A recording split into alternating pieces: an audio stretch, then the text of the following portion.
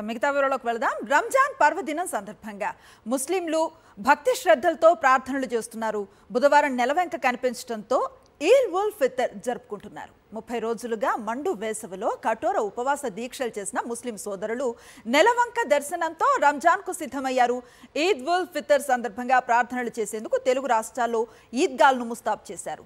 ఫజర్ నమాజ్ పూర్తయిన తర్వాత ఇష్రాక్ నమాజ్ సమయం ప్రారంభమవుతుంది. ఈ సమయంలో ముస్లిం సోదరులు ప్రత్యేక ప్రార్థనలు చేస్తారు. నమాజ్ తర్వాత ఖుత్బా పఠించి ఒకరికొకరు శుభాకాంక్షలు తెలుపుకుంటారు.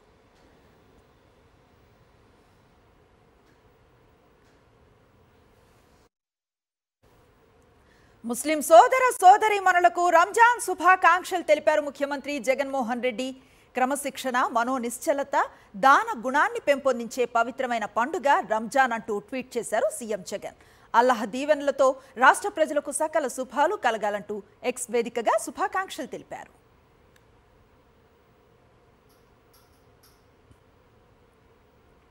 దేశవ్యాప్తంగా రంజాన్ ప్రత్యేక ప్రార్థనలు ప్రారంభమయ్యాయి. ఢిల్లీలో జమా మసీదుకు చేరుకున్న వేలాది మంది ముస్లిం సోదరులు ప్రత్యేక ప్రార్థనలు నిర్వహించారు.